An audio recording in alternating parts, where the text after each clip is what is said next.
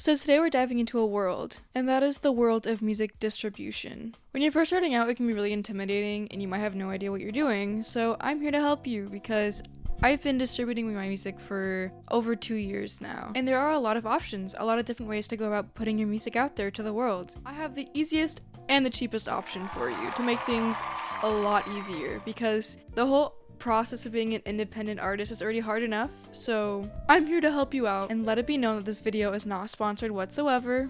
So it is coming from how I truly feel and me actually trying to help you. So, DistroKid. DistroKid is by far the easiest way to get your music on literally every single platform, including Spotify and Apple Music.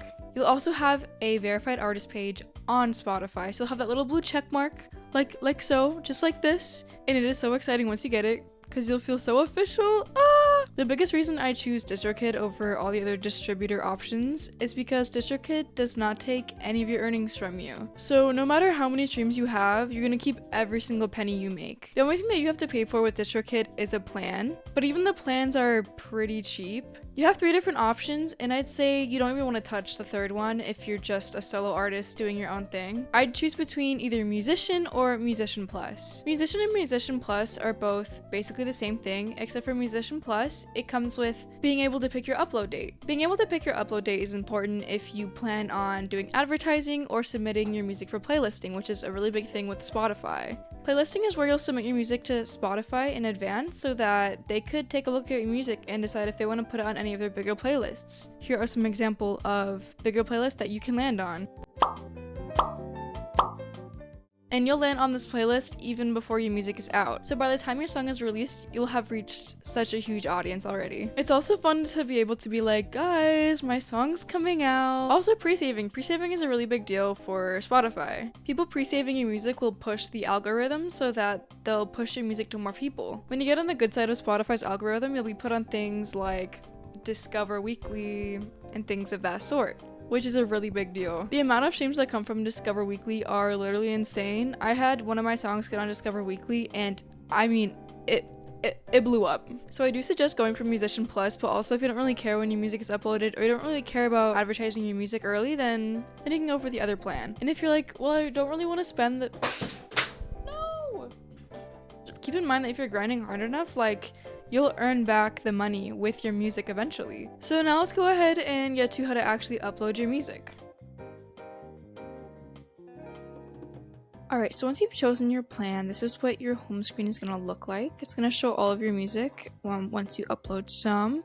So how to upload music. It's actually super easy and it's super fun. So you're going to click on upload right here, and then you click on upload music. Once you get here, you'll see all the services that your music will be uploaded to. If for any reason you don't want to upload your music on one of them, just go ahead and remove the checkbox, just like that. For some reason, it always has Snapchat not checked off, so I mean, if you want it on Snapchat, go ahead and press Snapchat. So then here you're going to choose how many songs you have. Has it been previously released? No. So here's where you're going to choose your artist name. So, you know, think carefully or whatever, and then you'll be able to type it in. You might have some extra stuff showing up right here. Just go ahead and fill all that out with all your information and stuff. And just to note, you're making all of these profiles when you upload your first song or album.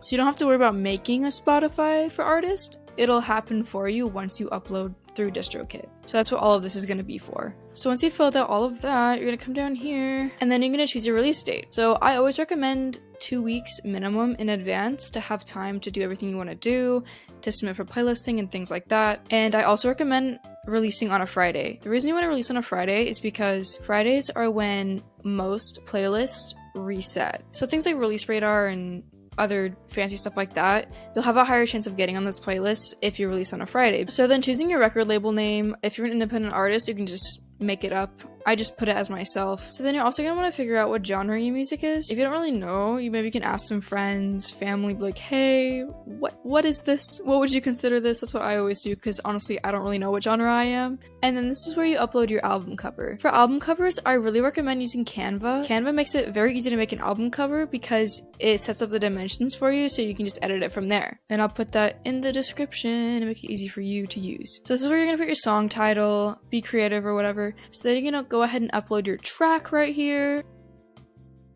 The loudness normalization is something I always pay for. It's only $2.99 every time you upload a song or an album, and I'd say go for it if you're like me and you're not the best producer yet, because a lot of my music tends to be just a little bit too quiet. It just bumps up the volume. I don't really know how it works, to be honest.